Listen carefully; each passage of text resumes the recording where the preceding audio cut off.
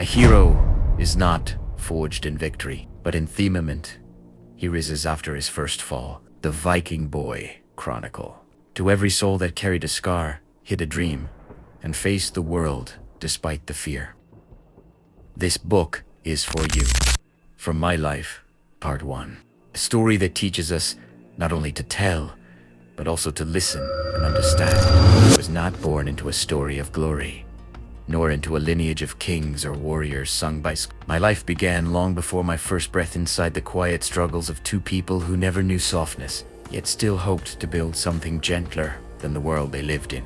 They told me that my mother endured the cold the way a cliff faces the sea. Silently, without complaint, letting the storms break before she ever did. My father. He was different. The world had carved him with harsh hands. Winter hunger battles of pride, duties to the clan, and the endless expectation that a man must always bring home something even, if it costs him everything. They say he prayed to the old gods the night I was born, not for strength or fortune, but for a different life for me. But life rarely listens to what men whisper in the dark. The village I first opened my eyes to was small, pressed between sharp hills and a restless sea. People there did not live, they endured. Every day was a test, and every test demanded a sacrifice. I grew up watching how tradition shaped our world. In our clan, a child was not raised to dream, nor to question. A child was raised to serve, to hunt, to row, to obey.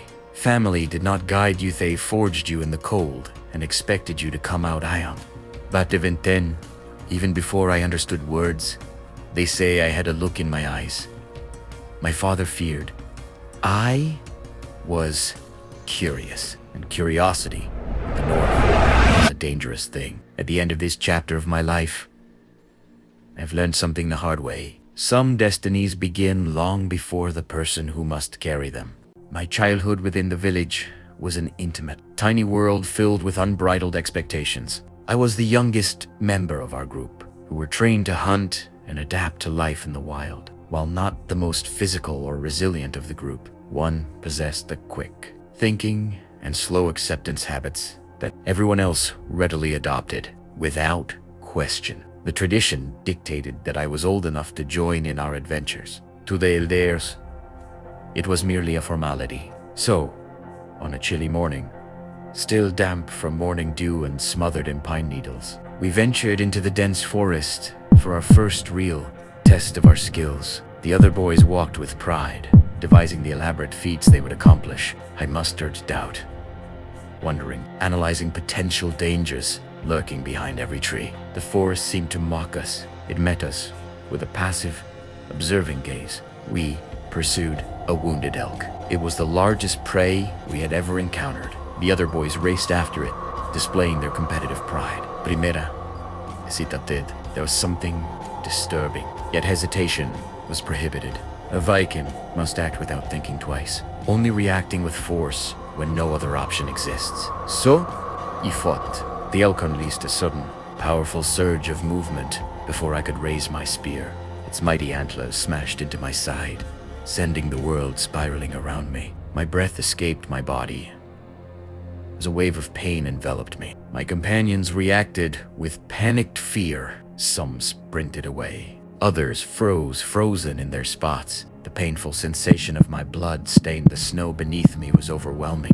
The others' fear overcame their pride. Some sought shelter in the dense foliage. Others raced toward the safety of their families. In that moment of weakness, what grew within me was a newfound awareness, a kind of quiet understanding. The forest wasn't an enemy. The wounded elk was simply a testing ground for life's demands. Life always demands a price from us, as it does from everyone else before us. When I returned to the village, hobbling with a shattered leg, the elders looked at me in a new way, no longer with pride, but with the recognition that I had experienced real life. And at the very end of that chapter, a whisper quietly haunted my mind. If I was to find a way to survive this world, I would eventually have to leave it behind. A hint of the future began forming inside me. The horizon, the ocean, ships sailing across the seas. The far-off lands where our people sought more than simple survival. The years went by, and I learned a new truth.